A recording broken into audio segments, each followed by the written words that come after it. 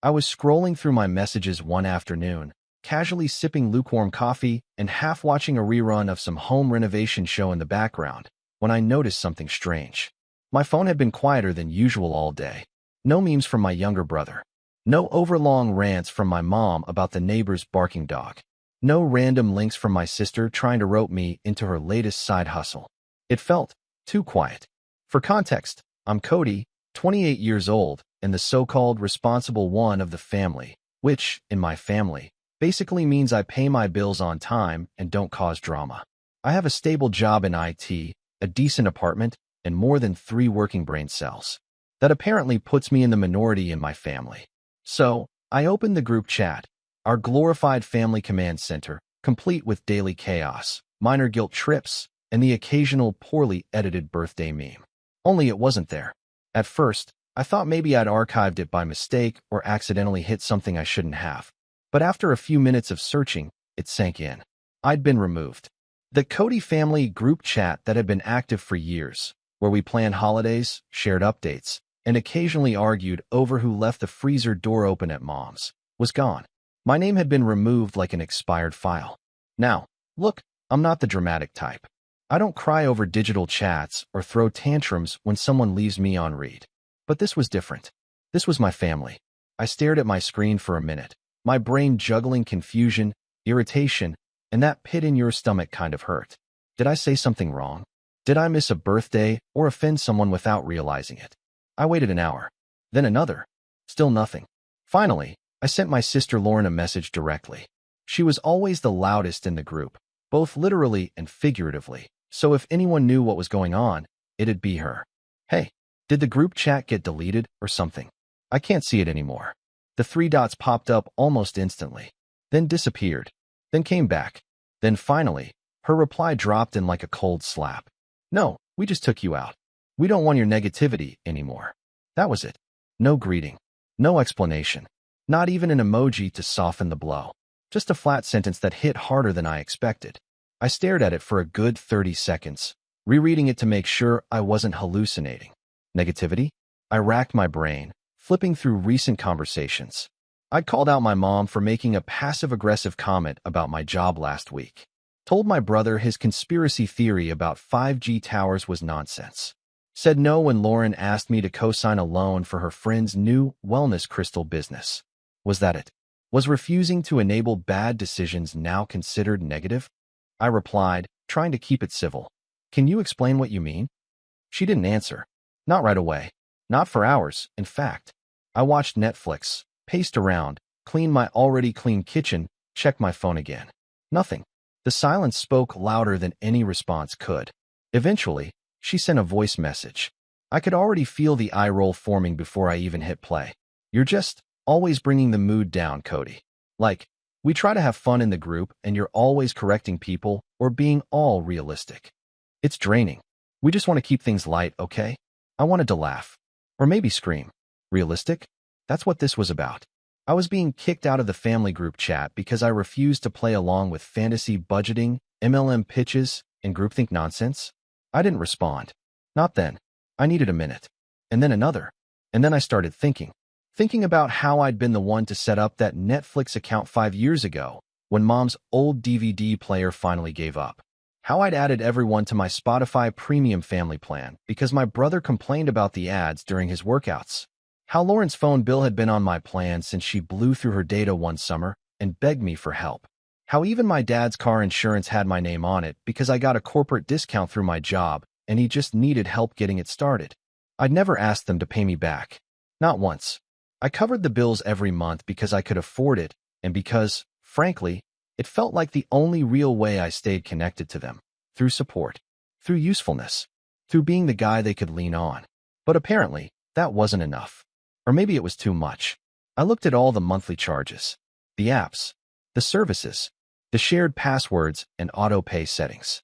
I looked at everything they'd used, silently, comfortably, never once questioning where it all came from. And then I started wondering what would happen if all of that disappeared. Not out of malice. Not yet. But out of curiosity. I didn't do anything that night. I let the idea marinate. I slept on it, poorly. I dreamed of group chats filled with laughing emojis that didn't include me. of family dinners I wasn't invited to, of Lauren posting her wellness crystal business launch, and everyone heart-reacting while I sat on the digital sidelines, watching like a ghost. The next morning, I got up early and opened my billing dashboard. One by one, I reviewed every shared account, and I started making a list. Not of revenge, just a list. Netflix, Spotify, the family phone plan, car insurance, Hulu, the HBO account Lauren used to binge true crime shows. Even the Apple family sharing setup my dad used to back up his photos I'd never even seen. I sipped my coffee, eyes fixed on the screen. My phone buzzed. It was a picture from my mom. A family dinner. My brother, my parents, Lauren. Plates full. Laughter frozen in pixels. No caption. I wasn't invited. I wasn't even mentioned. And that was the moment something inside me started to shift. Not just sadness or confusion anymore. Something sharper. Colder. A quiet click in my chest like the sound of a lock turning. They didn't want my negativity. Fine. But they were about to find out what life looked like without my support too. And that was going to be very, very different. It started small, like most things do. A message here. A charge there. Nothing too dramatic. I didn't cancel everything all at once. That would have been too obvious. Too loud. No, I wanted to see how long it would take them to notice. How long they'd ride on the comfort I provided without realizing the ground beneath them had shifted. I started with the HBO account. Lauren texted me 2 days later.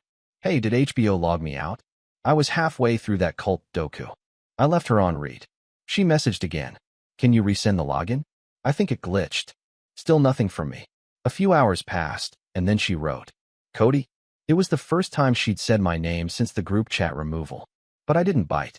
Instead, I quietly removed her device from the account and changed the password. That night, I got a passive-aggressive post on my Facebook feed from her. A meme that said, some people only help so they can control you. We see you. She didn't tag me, but it wasn't subtle. I rolled my eyes and kept going. The Spotify family plan was next. That one hit fast. A barrage of messages came in the next morning. My brother Josh went off first. Bro, what happened to the music? I was at the gym and suddenly I'm getting ads about toe fungus. I smirked. Are you still on the Spotify? I asked, acting dumb. Yeah, our Spotify, he replied. No, my Spotify, I said back. Y'all said you didn't want my negativity.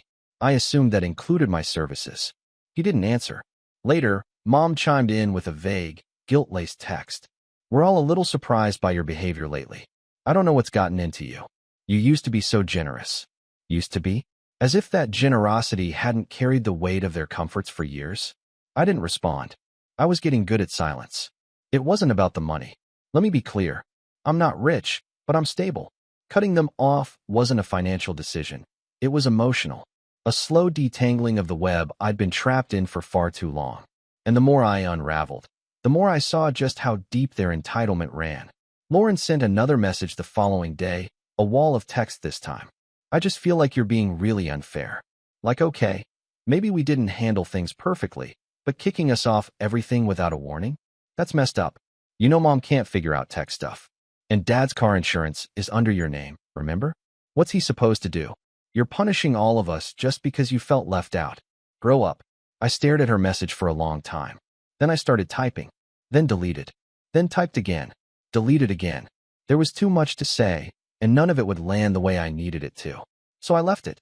Let the silence speak. That night, I got a call from Dad. He rarely calls me unless something needs fixing. His printer, his laptop, a charger he thinks is infected. But this time, he skipped the pleasantries. Cody, I just got a notice that the car insurance is being canceled. What's going on? I sighed. I took myself off the plan. You took yourself off? Yeah, since it was my policy, and I was the one paying for it. Figured you could transfer it over now that you know. I'm not welcome. There was a long pause. I could hear his jaw tightening through the phone. This is over that group chat nonsense. It's not nonsense to me. Cody, don't be dramatic.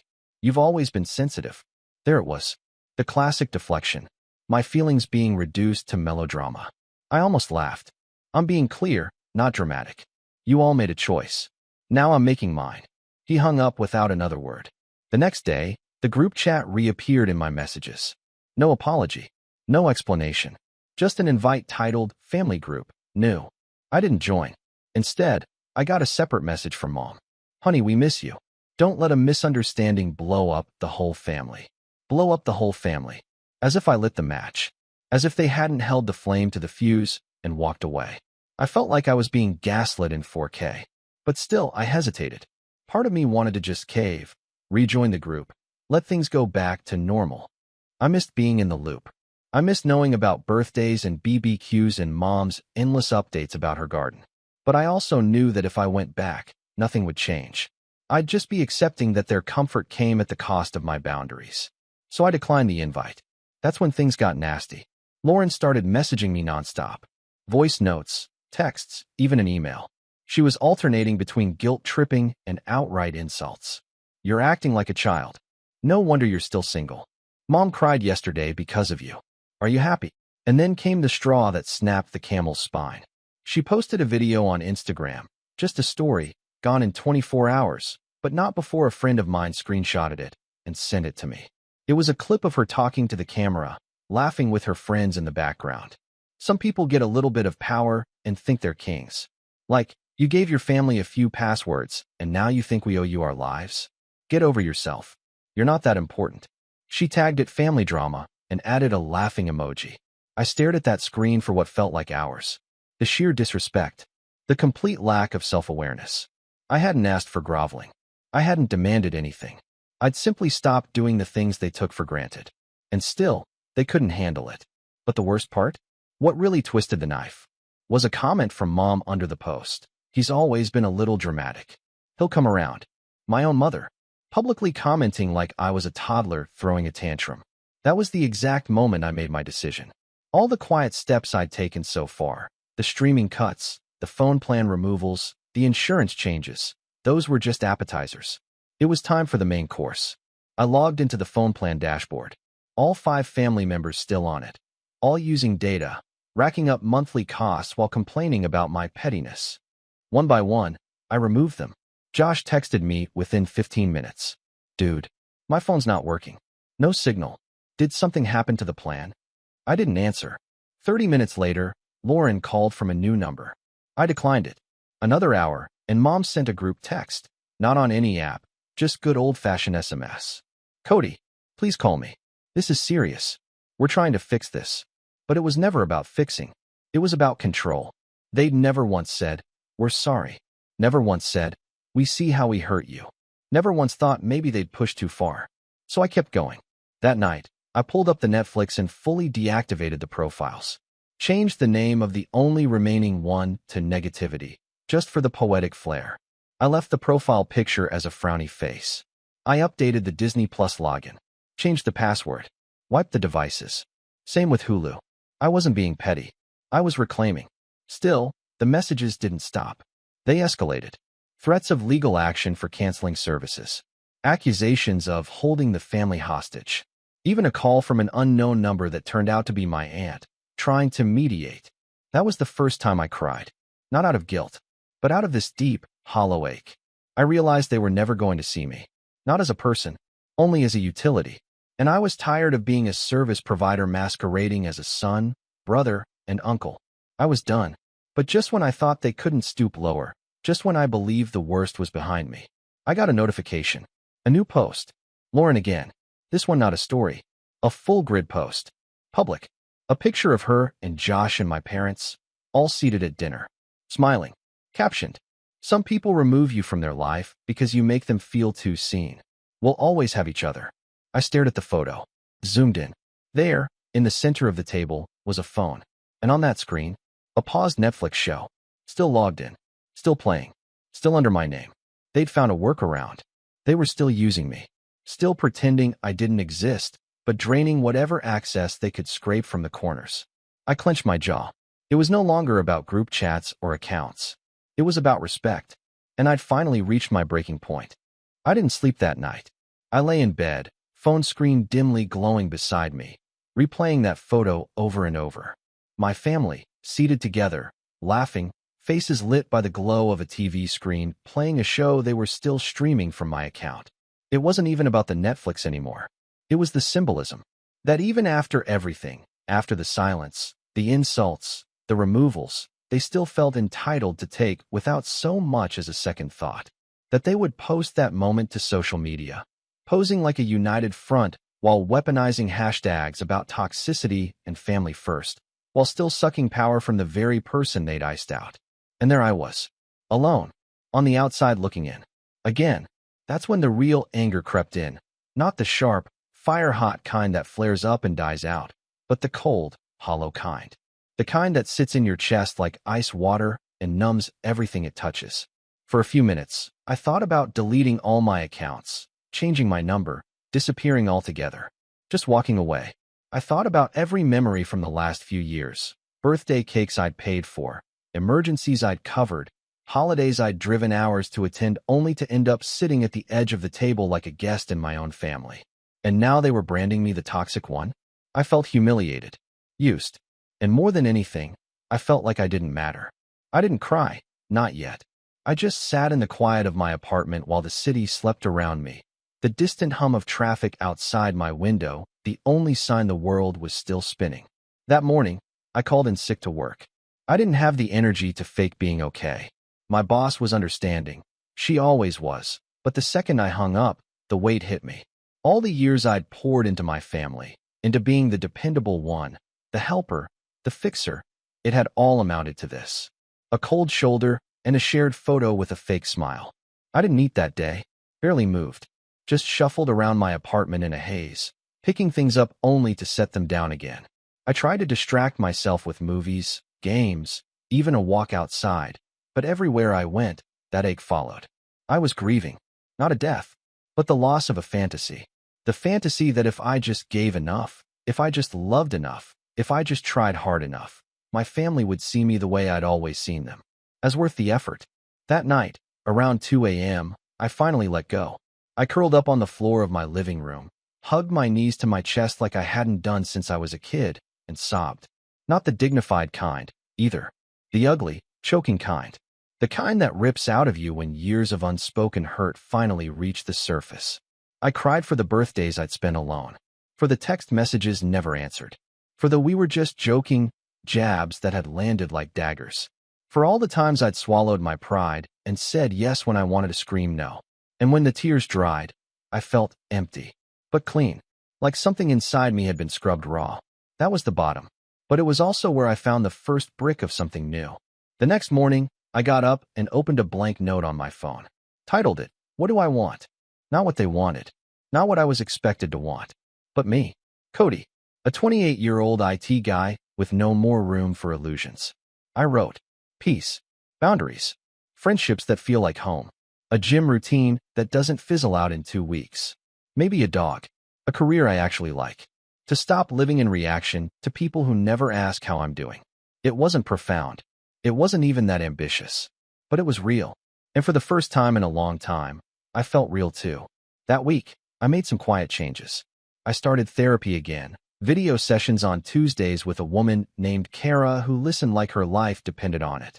I told her everything. The group chat, the accounts, the betrayal, the ache in my chest that hadn't gone away.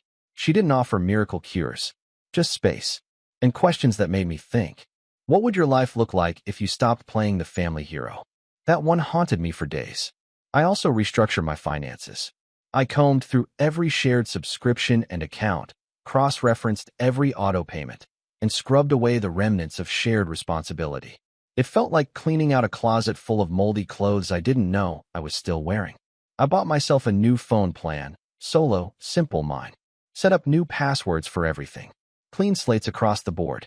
And then, just because I could, I treated myself to something I'd been putting off for years, a week-long solo trip. Nothing fancy, just a quiet cabin up in the mountains. No Wi-Fi, no reception, just me, some books, and enough silence to hear myself think again.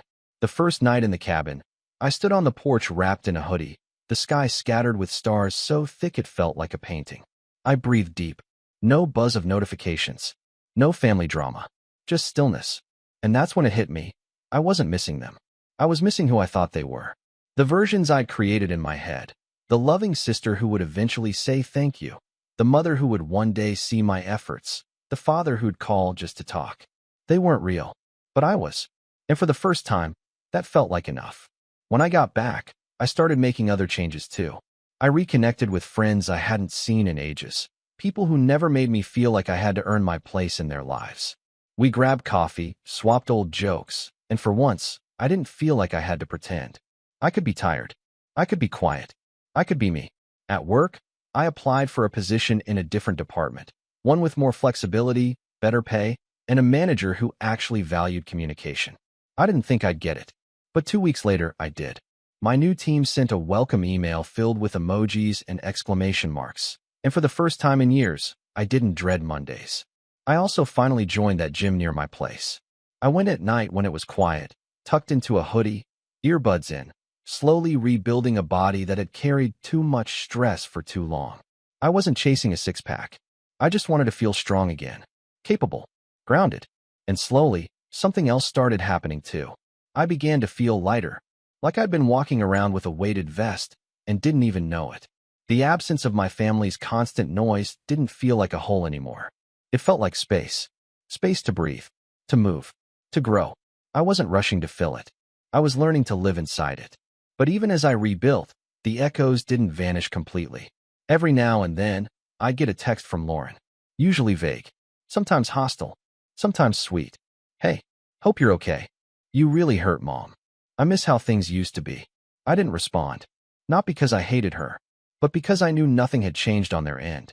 They wanted access, not accountability. Reconnection without reflection. And I wasn't interested in reopening wounds that were finally starting to scar over. But then, a month after the trip, something happened that shifted everything again. A certified letter arrived in my mailbox. No return address. Inside, it was a copy of an invoice. A car insurance bill. Overdue, with my name still listed as the primary policyholder. And in the bottom corner, scribbled in ink, a note. "You can't just abandon your family. There are consequences." No signature, no name, but I knew who it was from. I held that paper in my hand, jaw tightening. My fingers trembled, not with fear, but with a cold, calculated resolve. They weren't done. They still thought I was bluffing, still believed I'd fold, still thought they could reach into my life, pull strings, make demands, and I'd cave the way I always had. But they were wrong, because I wasn't the same Cody anymore. Not the fixer, not the doormat, not the background character in my own story. And I was done playing nice. Getting that letter, not just the invoice, but the message scribbled at the bottom, flipped a switch in me. Not in a dramatic, movie montage kind of way. More like someone slowly turning a dial. It didn't explode. It simmered, boiled under the surface like a pot I'd left on low heat for years. You can't just abandon your family. There are consequences. Not a plea, not remorse. A threat. That's when I knew. They didn't see what they'd done as wrong. They didn't view me stepping away as a boundary. To them, it was betrayal. Me saying no for the first time in my adult life was an act of war. So if that's how they saw it, fine. I'd give them a war. But not the kind they expected. No screaming matches. No confrontations. No petty Instagram stories or call-out posts. I'd already done the emotional work. I wasn't looking for revenge just to feel better. I was looking for something quieter, sharper, something that made a statement so clean they couldn't twist it. Something they'd feel for years. And that's when the real planning began. I started by pulling every single account and service that had ever been tied to my name. I'd done this before in a surface-level way when I was cleaning house, removing them from Spotify, Netflix, the phone plan. But this time, I dug deeper. Credit reports, address history, online logins, shared emails from 5 or 6 years ago that I'd long forgotten. And I found a lot. Turns out, I'd been the foundation for more than just family entertainment. Lauren's PayPal account still had my old email linked as a recovery. Josh's Twitch subscriptions, still going through a backup debit card I'd given him in college just in case. Dad's car insurance, the one I thought I'd removed myself from, still active under my name, just with their payment method temporarily patched in. Even Mom's phone's Apple ID was still listed under a family sharing plan I'd set up back when her phone kept glitching and she'd beg me to help. I started collecting everything. Screenshots, statements, emails, every digital thread that tied us together. I stored them in a private Google Drive folder labeled simply, Reset. Then came step 2. I called my bank and got a new card number. Not just for my main debit, every account, every savings, every backup. I restructured all the automatic payments and transferred my balances to a new personal checking account under a separate bank. Next, I called my car insurance company. After about 40 minutes and 2 transfers, I finally got to someone who could see the legacy data. Sure enough, my name was still the primary on my dad's vehicle. It had never been properly transferred, just duct taped on top. I filed a formal disassociation request, sent in my ID, made them confirm, on the record, that I held zero legal or financial responsibility for that policy. Can I ask what happened? The woman on the phone said. Just cleaning up, I said. Long overdue. Once the paperwork was filed, I got a call. Unknown number. I let it go to voicemail. It was my dad. You think you're clever? You know how much hassle you're creating? This is your family, Cody. You don't just wash your hands and walk away. I saved the voicemail, uploaded it to the drive. Then I filed a report with the FTC's Identity Theft Division, not because my identity had been stolen exactly, but because it had been used, exploited without my knowledge, extended in ways I never consented to. The agent on the phone was incredibly helpful. Told me I wasn't the first person to go through something like this with family. Walked me through every step of freezing my credit and flagging past authorizations. I also set up two-step authentication on everything. I mean everything. If someone tried to access an old Hulu login or recover an email I hadn't used since 2016, I wanted a ping. I was done leaving doors unlocked. Then came the real power move. I remembered something Lauren had bragged about last year at Thanksgiving, that she'd finally gotten approved for a new apartment thanks to having good credit from being on Cody's stuff for years. I hadn't thought about it at the time, but now it clicked. I pulled my full credit report from all 3 bureaus. Scanned every line like I was decoding a message. And there it was. A utilities account in my name. Opened 3 years ago. Address not mine. Lauren's building. She'd used my name and social without asking. Probably thought she was doing me a favor. Or maybe just figured I wouldn't notice. I filed a dispute. Reported the account as unauthorized. Froze my credit. Flagged any attempts to open new accounts. Within days, she got a notice that her power bill was being terminated pending verification. She texted me in a panic. Why is my electricity being messed with? I'm going to lose my lease.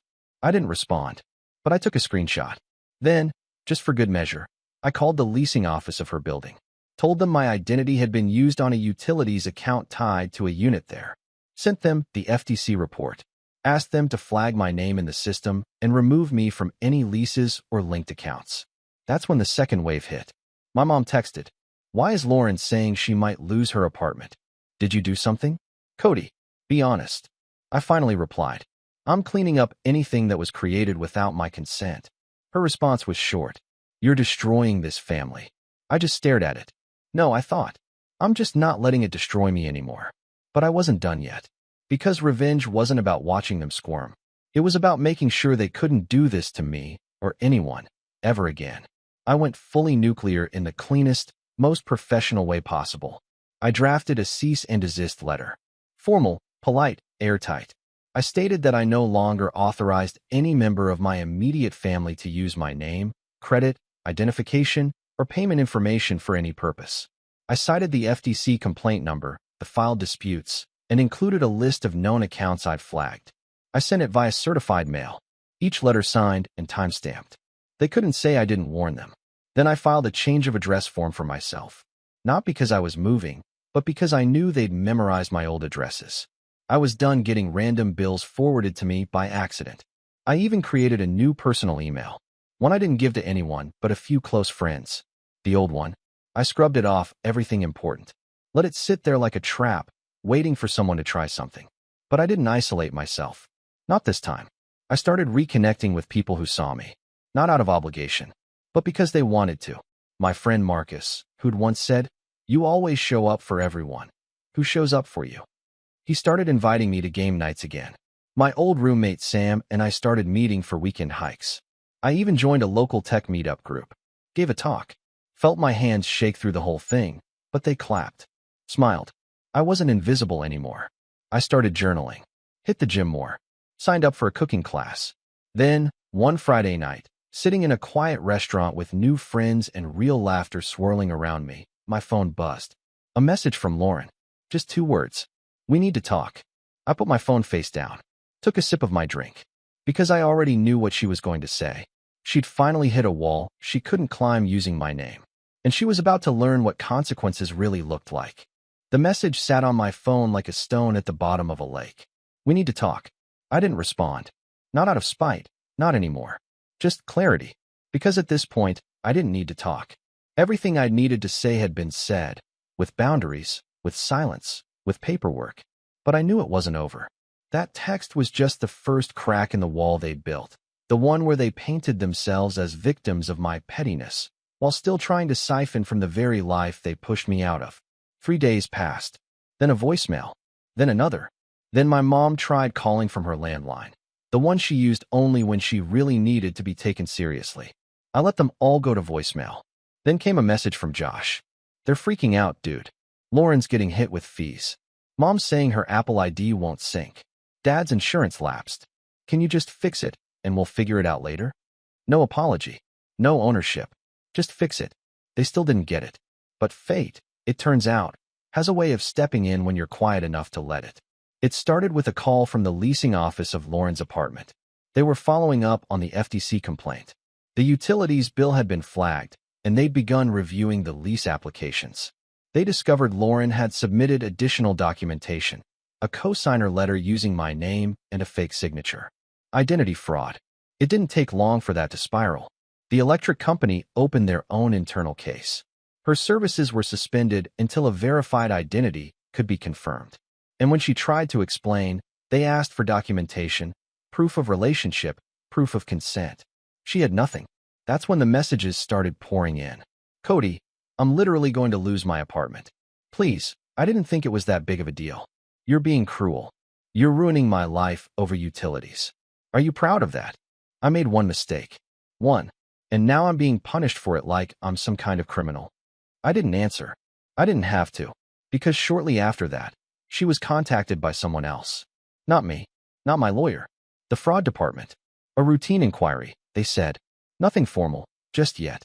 But she panicked, and she made her first real mistake. She tried to blame me. Said I used to help with everything, and probably forgot I gave permission. But the agent had the cease and desist letter, the FTC complaint, the recorded dates of when I'd flagged everything and removed myself from all associations. Her story collapsed before she could finish it, and that's when she did something I didn't expect. She showed up at my building. I was walking back from a grocery run when I saw her sitting on the bench near the front doors, wearing oversized sunglasses like that somehow disguised the desperation in her body language.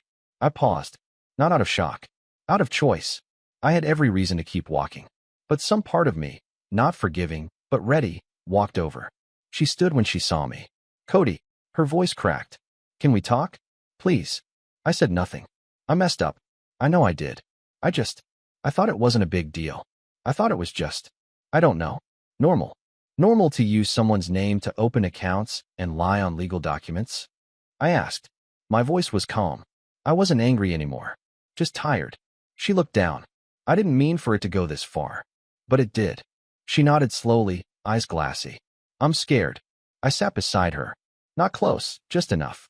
"You should be," I said. "Not because of me, but because of what it says about you that it took this much damage for you to feel something." "I was hurting too," she said quietly. "Mom and Dad, they always expected you to fix things. And I knew if I asked, you'd say no. So I didn't. I just did it anyway. That's not an excuse. That's a confession." She nodded. "I'll tell them the truth. About everything." That surprised me. "I won't fight the utility complaint," she said. "I'll pay whatever I have to. Just don't press charges. Please. I can't handle that." I stared at her for a moment. And in that moment, I saw her not as the enemy, not even as the sister who had manipulated and guilt-tripped me for years, but as a deeply flawed, frightened person who was finally staring into the mirror she'd spent her whole life avoiding. "I'm not going to the police," I said. "Not unless you force my hand." Relief flooded her face. "But I'm also not your safety net anymore," I continued. "This is the last conversation we'll ever have if you try to pull me back into the mess. Do you understand?" She nodded, said thank you, tried to hug me. I didn't return it. Then I stood and walked inside. The next week was a cascade. My dad's insurance lapsed officially. He had to start over. Mom's iCloud was locked pending identity verification. She lost access to half her apps and couldn't recover her password without my backup number, which no longer existed. Josh's phone, which had quietly remained on my old plan even after I'd removed him, was fully disconnected due to non-payment. Apparently, he'd been riding off a billing delay. One by one, the dominoes fell. They hadn't believed I'd actually walked away. But now they had no choice but to face a world where I no longer buffered the consequences of their decisions. The fallout was mostly quiet. A few more angry texts. Some veiled Facebook posts about family betrayal and being stabbed in the back. A rant from my mom's friend to her friends about kids these days and their selfishness. But I didn't respond. Instead, I sent one final message. A group email addressed to all of them. Subject line, closure. I've chosen peace. I hope one day you choose it too. Until then, this is the end of my involvement in anything tied to any of you, financially, digitally, or otherwise. I have reported all misuses of my name and accounts to the appropriate agencies. Any further violations will be pursued legally. I wish you all healing, but I won't be a part of the damage anymore. Cody. Then I archived the thread, blocked their numbers, set up email filters, and I moved on. 6 months later, I stood in my new apartment, smaller, but brighter, warmer. There were photos on the wall now. My friends, my hikes, a dog I'd adopted named Finn who snored like a tractor and refused to sleep anywhere but under the couch. I cooked my own dinners, laughed with people who never asked me to pay for anything more than my share. I was invited to a birthday party and didn't feel the need to bring an expensive gift to prove my worth. I started dating. Slowly. Honestly. No baggage dragging behind me. I didn't miss my family. Not really. Because I finally understood something I should have learned a long time ago. You don't owe loyalty to people who weaponize your kindness. And sometimes, walking away isn't revenge. It's survival. It's freedom. It's finally choosing yourself. And for the first time in my life, I did. I wasn't the villain for walking away. I was just the first one brave enough to stop pretending it was love.